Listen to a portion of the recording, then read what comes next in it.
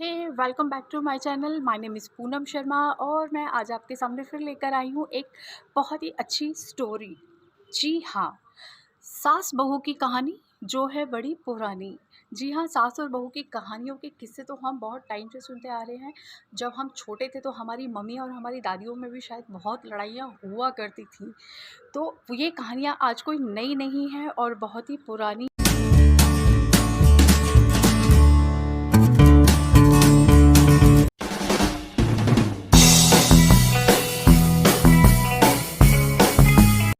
गीता नाम की एक लड़की थी जिसकी नई शादी होती है और शादी के बाद वो अपने ससुराल में अपनी सास और पति के साथ रहने लगती है। अब शादी के थोड़े दिन बीते। शादी के थोड़े दिन निकलने के बाद बहू को एहसास होने लगा कि शायद उसकी सास के साथ उसकी पटरी नहीं खाएगी। क्यों? क्योंकि सास पुराने ख्यालों की थी और बहू नए ख्यालों की थी। सास हमेशा चाहती थी कि उसको अपने उसमें दबा के रखे और अपने पुराने विचारों को उस पर थोपे। बट बहू ऐसा बिल्कुल नहीं चाहती थी। बहू चाहती थी कि मैं अब नए ज़माने की हूँ तो मैं अपने तरीके से रहूँगी और अपनी तरह की मनमानी करूँगी। तो बस होना क्या था, थोड़े ही दिन में दोनों के बीच में झगड़े होने शुरू हो गए और झगड़े होते होते दिन बीते, साल बीते। अब इस तरह से बढ़ते बढ़ते दोनों के झगड़े बढ़ते चले गए। ना तो सास की टिप्पणियाँ ख़त्म होती थी और ना कि बहू के जवाब देने बंद होते थे। अब इस तरह से दोनों की लड़ाइयों का सिलसिला बढ़ता ही चला गया। अब इसमें बेचारा पति परेशान। पति ने सोचा, ऐसा क्या करूँ जो माँ भी खुश रहे और बीवी भी खुश रहे। लेकिन आज तक ये किसको बताए कि इसका इलाज बना ही नहीं है जिससे माँ भी खुश रहे और बीवी भी खुश रहे। क्योंकि इसमें तो शायद भगवान भी इस रिश्ते को बना के यही सोचता होगा कि ये मैंने क्या कर डाला। तो होना क्या था, दोनों के झगड़े बढ़ते चले गए और इसी तरह से पति बेचारा परेशान रहने लगा।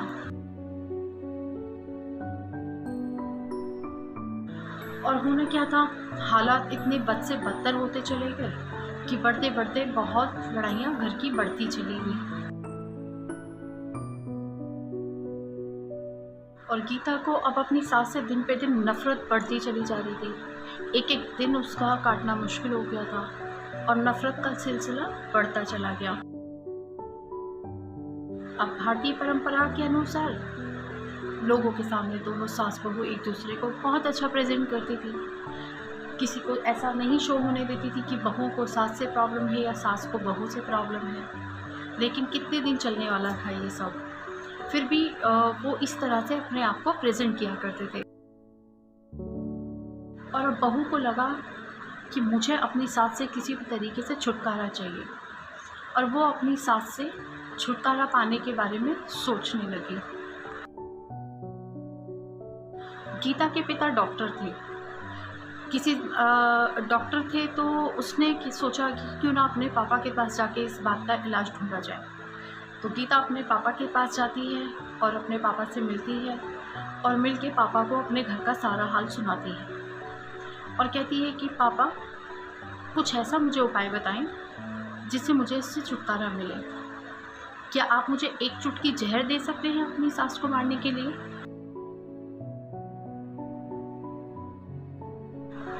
बस आप मुझे किसी तरीके से एक चुटकी जहर दे दीजिए ताकि मैं जाके उस बुढ़िया को पिला दूं और वो बुढ़िया चली जाए और मेरा उससे छुटकारा हो जाए। अब पिता ने अपनी बेटी की सारी बातें सुनकर उसका दुख समझते हुए अपनी बेटी के सिर पे हाथ फेरा प्यार से और बोले, बेटा, अगर तुम अपनी सास को जहर पिलाकर मार दोगी तो पुलिस तुमको पकड़ लेगी। पुलिस तुमको भी पकड़ेगी और साथ में मुझे भी पकड़ेगी, क्योंकि वो जहर मैं दूंगा। तो इसलिए पुलिस तुम्हारे साथ साथ मुझे भी पकड़ के ले जाएगी। ये ठीक नहीं रहेगा बेटा। अब गीता का क्या था, गीता जिद पे अड़ गई। नहीं पिताजी, या तो आप मुझे इस चीज़ का इलाज बताइए, आप मुझे या तो जहर दीजिए और नहीं तो मैं अब ससुराल नहीं जाऊंगी। पिता बड़े ध्यान से अपनी बेटी की बात सुनने लगा और बहुत गहरी सोच में पड़ गया। फिर 2 मिनट बाद पिता अपनी बेटी से बोलता है कि बेटा सुनो, मैं तुम्हारी बात मानने को तैयार हूँ, लेकिन उसकी एक शर्त है कि मैं तुमको जैसा कहूँगा तुमको वैसे ही करना होगा। अगर मंजूर है तो बताओ, वरना मैं तुम्हारी बात नहीं मानूंगा। बेटी ने बोला, हाँ पिताजी, इस चीज़ के लिए तो मैं कुछ भी कर सकती हूँ, तो आप मुझे बताइए क्या करना होगा मुझे। अब पिता ने एक पुड़िया में जहर बांधकर बेटी के हाथ में दिया और उससे कहने लगा, ये जो पुड़िया मैं तुमको दे रहा हूँ जहर की, इसको तुम अपने घर ले जाओ और जब तुम अपनी सास के लिए खाना बनाओ तो रोज़ एक चुटकी जहर उस खाने में मिलाकर और उनको दे देना। तुमको रोज़ ऐसा ही करना है। अब पिता ने एक पुड़िया में जहर बांधकर बेटी के हाथ में दिया और उससे कहने लगा, ये जो पुड़िया मैं तुमको दे रहा हूँ जहर की, इसको तुम अपने घर ले जाओ और जब तुम अपनी सास के लिए खाना बनाओ तो रोज़ एक चुटकी जहर उस खाने में मिलाकर और उनको दे देना। तुमको रोज़ ऐसा ही करना है। इससे क्या होगा कि वो धीरे धीरे आंतरिक रूप से कमज़ोर होगी, वो एक साथ नहीं मरेगी। अगर एक साथ मरेगी तो तुम्हारे ऊपर दिक्कत आएगी और जिससे मैं भी परेशान होऊंगा। तो इसलिए एक एक चुटकी आप उनके खाने में जहर डालना, जिससे वो अंदरूनी कमज़ोर होगी और जिससे वो 5 से 6 महीने में मर जाएगी और लोगों को ये लगेगा कि वो स्वाभाविक रूप से मरी है, ये कोई ये किसी की साजिश नहीं है। तो इसलिए तुम इसको एक एक चुटकी रोज़ अपनी सास के खाने में डालना। हाँ बेटा, लेकिन तुम्हें बहुत सावधान रहना होगा, बहुत सावधानी के साथ काम करना होगा, कहीं तुम्हारे पति को इस बात का शक ना हो जाए। तो इसलिए तुम बहुत सावधान रहना। अगर तुम्हारे पति को शक हुआ तो हम दोनों को जेल जाना पड़ेगा, इसलिए बहुत सावधानी से काम लेना। इसलिए अब तुम यहाँ से जाकर उनकी खूब सेवा करो, उनसे कोई झगड़ा मत करना, उनको बहुत प्यार से खाना बना के खिलाना और ये एक चुटकी उसमें डाल देना और अपने पति को बिल्कुल शक मत होने देना और अपनी सास की तुम बहुत अच्छे से सेवा करना। बेटी ने अपने पिता की पूरी बात सुनकर और उस पर पूरा अच्छे से समझकर, और अगर तुम्हारी सास तुम पे फिर से कोई टिक्का टिप्पणी करती है तो तुम उसकी बात का जवाब नहीं दोगी, चुपचाप उनकी बात को सुन लोगी और अपने काम से काम रखोगी। अगर तुम ऐसा करोगी तो तुम देखना बहुत ही जल्दी जो सा तुम चाहती हो वैसा सब कुछ हो जाएगा। फिर पिता ने पूछा, बताओ बेटा, क्या तुम ऐसा कर पाओगी? बेटी ने सोचा, सिर्फ 6 ही महीने की तो बात है, क्या बिगड़ेगा, कर लेंगे।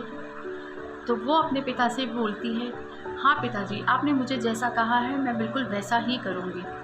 और फिर वो जहर की पुड़िया लेकर अपने ससुराल चली गई। और अब क्या था, अब गीता ने ससुराल पहुंचकर रोज़ाना ससुराल पहुंची और अगले दिन ही उसने सुबह उठकर बड़े ही प्यार से अपनी सासू माँ के लिए खाना बनाया और रोज़ उसमें एक चुटकी उस जहर को मिलाकर उसको देना शुरू कर दिया और दिन बे दिन अपनी सास की सेवा और ज़्यादा से ज़्यादा करने लगी। और साथ ही साथ अपने बर्ताव को भी पूरा उसने बदल दिया। और क्या करती है वो रोज़ाना सास की सेवा करती, खाना बना के खिलाती और बहुत ही प्यार से बात करती। अगर सास फिर भी कुछ उल्टा सीधा बोलती या उससे कुछ टिप्पणी करती तो भी उसको बहुत प्यार से सुनकर मुस्कुराते हुए वहाँ से चली जाती थी।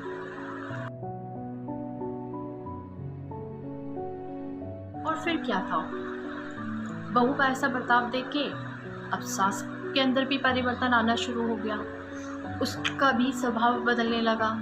उसने भी अपने बहू के साथ अपने व्यवहार को पूरा का पूरा ही बदल दिया और वो भी उसके साथ फिर बहुत ही प्यार से पेश आने लगी। बहू का ऐसा व्यवहार देखकर उसका खुद का फिर अपना व्यवहार बदलता गया। फिर उसने देखा मेरी बहू तो पूरी बदल गई है। फिर धीरे धीरे उसने अपनी बहू के प्रति जो नफ़रत और जो दोनों के बीच की लड़ाइयाँ थी वो ख़त्म कर दी, और अपनी तरफ से जो टिप्पणियाँ करती थी उसने वो भी बंद कर दी। और उसके बाद क्या था, अपनी बहू को हर बात पर आशीर्वाद दिया करती थी, उसका आशीष लेकर वो बहू के अंदर भी एक अलग सी खुशी आने लगी। इसी तरह से धीरे धीरे 4 से 5 महीने बीत गए और गीता रोज नियम के अनुसार अपनी सास को एक चुटकी जहर उसके खाने में मिलाकर देती ही जा रही थी। लेकिन अब उस घर का माहौल पूरा ही बदल चुका था। अब बिल्कुल घर का माहौल एकदम शांत और एकदम शांतिपूर्वक हो चुका था। सास बहू के झगड़े और घर की लड़ाइयाँ एक पुरानी बात बन चुकी थी। अब घर का माहौल बहुत ही अच्छा। जो सास पहले अपनी बहू को इतनी गालियाँ दिया करती थी और जो गालियाँ देते देते थकती नहीं थी, अब क्या था, अब वही सास बहू की तारीफ़ें करते नहीं थकती थी। अपने आस पड़ोसियों से अपनी बहू के तारीफ़ों के पुल बांध दिया करती थी और दिन पे दिन इतनी तारीफ़ें करने लगी कि दोनों के बीच की सारे झगड़े और लड़ाइयाँ बिल्कुल ख़त्म हो गई। और अब क्या था, अब तो फिर सास बहू को खाना बना के खिलाने लगी और सोने से पहले जब तक बहू के साथ 4 प्यार भरी बातें नहीं कर लेती थी तब तक सास को नींद नहीं आती थी। और अब क्या था, छठा महीना आ गया। इसी तरह से अब छठा महीना आते ही बहू को लगने लगा कि छठा महीना शुरू हो गया है, और लेकिन अब उसकी सास पूरी बदल चुकी है। वो ही सास जो उसको गालियाँ दिया करती थी, आज वही सास उसको बहुत प्यार करती है, और जो सास उसको टिप्पणियाँ करती थी वो सास आज उसको अपने हाथों से खाना बनाकर खिलाती है। फिर क्या था, फिर बहू सोचने लगी कि मैं जो अपनी सास को एक चुटकी जहर रोज का दे रही हूँ, अब 6 महीने पूरे होने वाले हैं और मेरी सास अब मुझे बेटी की तरह मानती है। उसको अपनी सास के अंदर एक माँ की छवि नज़र आने लगी। उसको अब लगने लगा कि अब छठा महीना है और मेरे दिए हुए जहर से मेरी सास अब मर जाएगी। ये बात सोच कर वो बहुत चिंतित रहने लगी। यही सोचते सोचते फिर वो अपने पिता के पास एक दिन दोबारा पहुंची और बोली कि पिताजी, आपने जो वो जहर की पुड़िया मुझे दी थी, तो जो दवा आपने मुझे दी थी उस जहर को मारने, उस जहर को ख़त्म करने की मुझे आप कोई दवा दीजिए, क्योंकि अब मैं अपनी सास को नहीं मारना चाहती। मेरी सास पूरी तरह बदल चुकी है और मुझे बहुत ही प्यार करती है, तो मुझे कुछ ऐसी दवा दीजिए जिससे मैं उस जहर का असर ख़त्म कर सकूँ। और फिर क्या था, फिर पिता ने बेटी की बात सुनकर जोर से ठहाके लगाकर हंसे और बोले, जहर? कौन सा जहर? मैंने तो तुमको कोई जहर नहीं दिया था। बेटा, मैंने तो तुम्हें जहर के नाम पर एक हाजमे का चूरन दिया था और वो चूरन तुम जहर समझकर ले गई और तुम रोज एक चुटकी चूरन जहर समझकर अपने सास के खाने में रोज तुम मिला रही थी। पिता ने अपनी बेटी को कहा कि बेटा, बच्चा अपनी राह भटक जाता है, लेकिन उसको अगर सही राह पर उसके ही माँ बाप नहीं लाएंगे तो वो सही कभी नहीं बनेगा। तो माँ बाप को हमेशा अपने बच्चों को सही राह दिखलानी चाहिए और उनको सही राह पे चलाना चाहिए। तो इसी तरह से बहुत सारे लोग ऐसे होंगे जिन भ्रमित होते हैं और अपने ससुराल को छोड़कर अपने घर मायके चले जाते हैं और मायके जाने के बाद फिर उनके पीछे झगड़े बढ़ते चले जाते हैं। तो कुछ समझदार माँ बाप होते हैं जो अपने बच्चों को इस तरह से समझाकर उनके घर को फिर वापस हंसी और खुशी के साथ वापस बना देते हैं। तो उम्मीद करती हूँ आपको ये कहानी बड़ी अच्छी लगी होगी। बहुत पुरानी है बट फिर भी अच्छी है, सुनना आपको